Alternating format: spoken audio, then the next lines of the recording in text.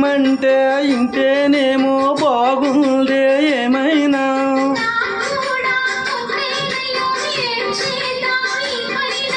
కాస్తైనా కంగారు తగ్గాలి కాదన్న ఏం చేసినా